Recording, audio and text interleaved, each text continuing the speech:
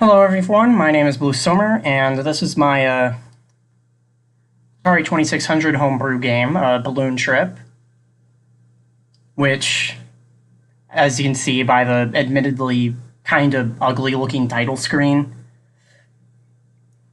the font only uses the playfield objects, so it looks kind of bad, I think. I mean, people told me to make, oh, you should have a title screen, so I kind of made this hastily so I could just get one out, and in hindsight, I kind of wish I spent more time on it, but, I mean, it's functional. Like, you press up and down, and it selects the different options, and if you press the button here, you can set which level you're at. So I'm just gonna set it to level 0. Start. So, this is the game. You press a button, you fly upward. You don't press the button and you just go down. It's kind of simple. If you hold directions, you can kind of fly in different directions. It's like, this is basically based on the Balloon Trip mode of Balloon Fight. I think that was mode C, or something like that. And so the reason I chose this project in particular was because I felt like I could envision it like... crap, I already... whatever. Like, the reason I chose this project was because I could just easily envision it on the 2600. Because as most of you already know, you can really only display 2 different sprites on the same scan line, so I was like, oh, that's simple, just have the player on one scan line, and then the enemies, well, if you can call them enemies, on scan lines as well. So, if you notice, the balloons are never on the same scan line as the sparks, so you never have to deal with flicker or whatever, because that's just annoying, I think, but whatever. Anywho.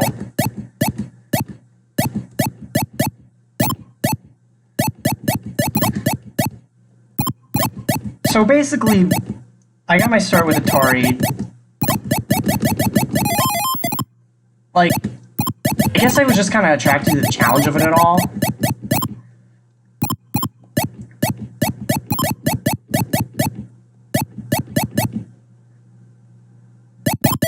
Like, I wanted to learn assembly, and I thought it would be a fun way to do it. So the first project I uploaded publicly was...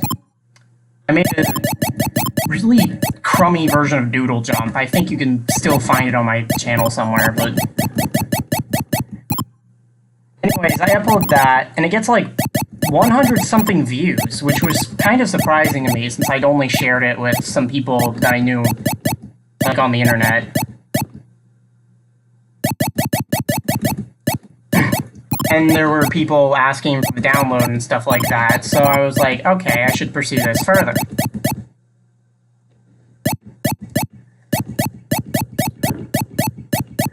And then from there, I made my Atari Age account and posted my next homebrew game, which was Bird and Beans, I think. And that one was also relatively simple to envision, basically, because the beans and the bird... Like, you just keep all of the beans on their own scan lines, and the bird occupies the other sprite, and of course the ball was used for the tongue.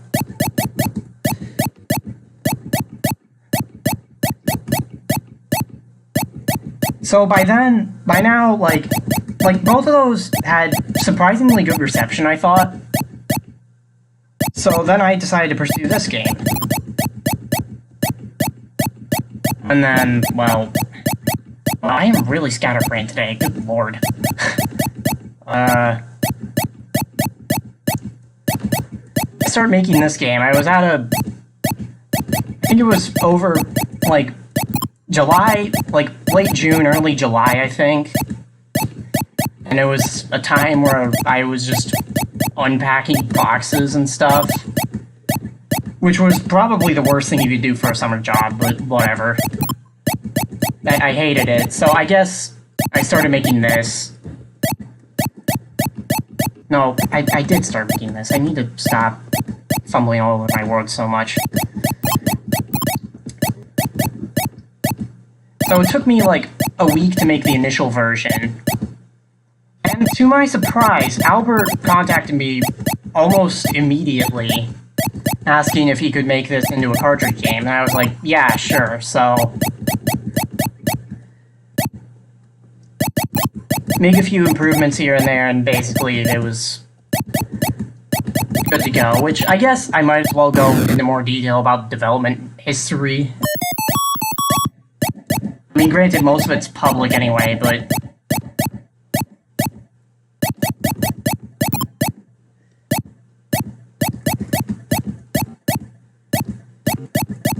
so the initial version, essentially, there were only 3 levels of difficulty, and the levels of difficulty were determined by the speed that you went at.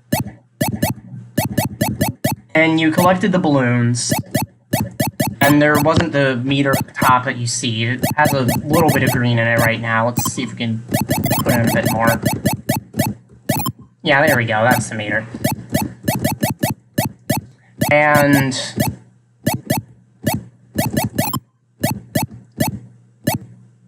there weren't the bubbles either, so... And additionally, it was impossible for more than one spark to be on a scan line. So after you reached level 400... Not level, but... Like, basically, the level goes up every single time that you hit another 200 points. So, you reached the max when you hit 400, so it got kind of boring after a while.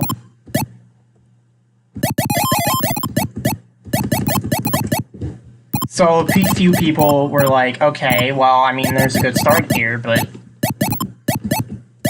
it gets pretty boring after you hit 400, so I was like, how can I make the game more interesting? At first, I was a little hesitant to, like, kind of deviate from the NES original, because while the two are very similar games, it is a little bit different. Like, for instance, the bubbles, they stay on the same, like, they don't rise out of the ocean like they do in the NES, they come from the side. Which was, frankly, only done because I tried doing it with, like, another object. Like, I think I tried doing it with one of the missiles at some point, but, like, it just didn't look good, so I just went with making a sprite that just came out from the side like all the others.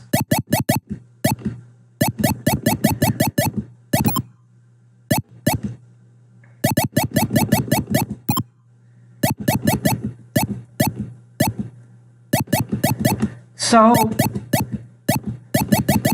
basically, one of the things that I observed was that there wasn't, like, tons of incentive to collect the balloons.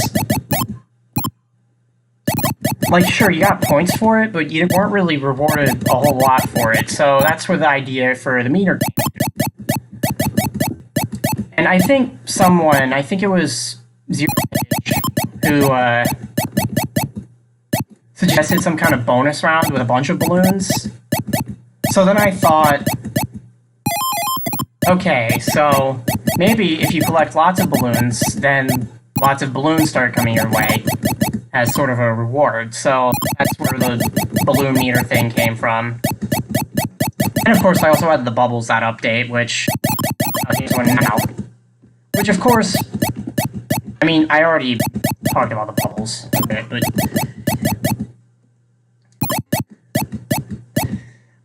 anywho, then they played the game on their stream or whatever, which that was cool. It was kind of funny seeing some of my friends, like, interact with them and stuff, and they kind of joked about it a lot. My friends are a bunch of filthy memers sometimes.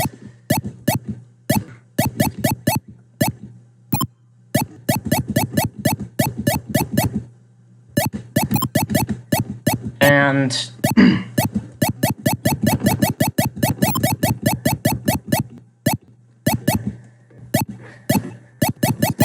then during that stream, there was a little bit more feedback given. One of which was being that you had to press the... I think it was the reset button that you had to press every single time. So, instead, I later made it so that you'd have to press the fire button to do that. Which, of course, there was a little bit of a delay to do that because I assume most of the time people would just be hammering the fire button so they could go up.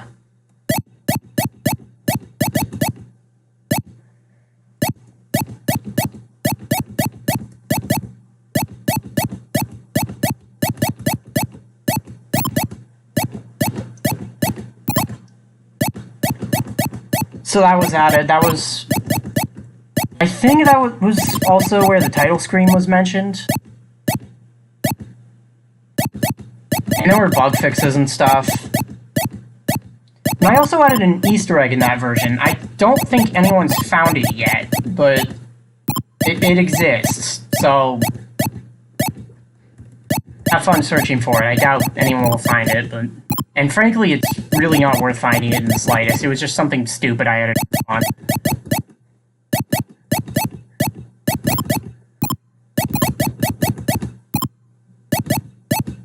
Ooh, that was...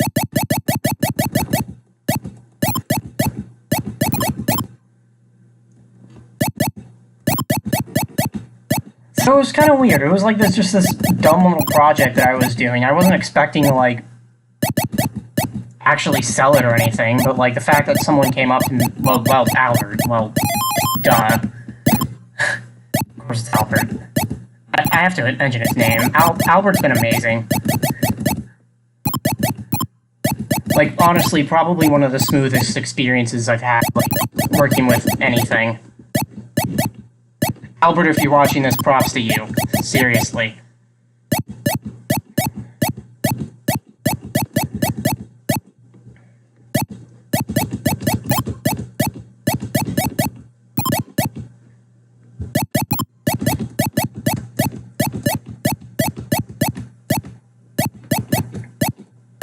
So, I think I'm gonna go a bit longer and then I'm gonna show off the technical details for a bunch of nerds, if you feel like it. Oh, there we go. The fish always gets me. So, I hope that's still recording, thank you. Let's turn on debug colors. Yeah, it looks like a mess, doesn't it? And you also can't tell which is highlighted either, so that's tons of fun. Oh, and there's also the stupid little bug where if you're holding down the fire button while you die, you get that. Like his arm is downward instead of upward. I mean, it doesn't break anything, so I really don't care. It's still in the release version, which is kind of a bit of a bummer. And you can notice with the score, it just uses one side of the play field. And it uses the score mode to obscure one part of it so that it doesn't show up. And the meter is just the ball. I'm going to start the game. So you can notice that the player is just the sprite 1, and missiles are just sprite... No, they're not missiles, they're sparks. I think they're sparks anyway. That's how I interpreted them, but I always thought they were sparks. I remember on the live stream, one of them said that they thought they were stars, but... I guess old school sprites are kind of weird to interpret that way. They also mentioned that the player character kind of looked like they had Mickey ears. Which I guess is kind of funny. I didn't want to make, like... I considered adding the strings, but I didn't want to make the player sprite too tall for collision's sake, so I just decided not to. You can notice that the playfield is basically just acting as like black bars because I was being lazy and I just decided to hide the sparks and stuff behind the bars.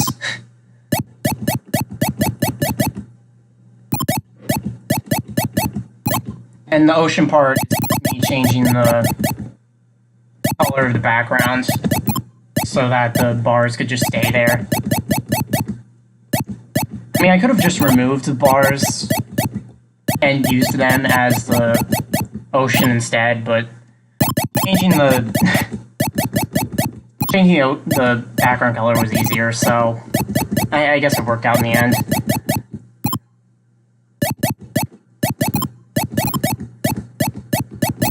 I do kind of wish I had made faster routines for like the sprites and stuff so that I could have made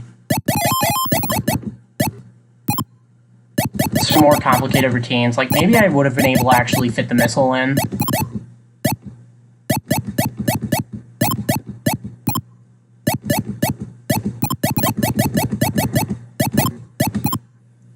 And the score. The code for the score is a complete and utter mess. Well, just explain it basically. I barely understand how it works. Honestly, I think it's a miracle it works to begin with.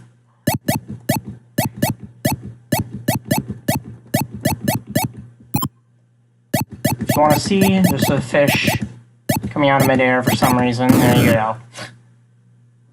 Yeah, I really don't have much else to say here. I hope you enjoyed it, I guess. I'm not sure I'm going to do another one of these.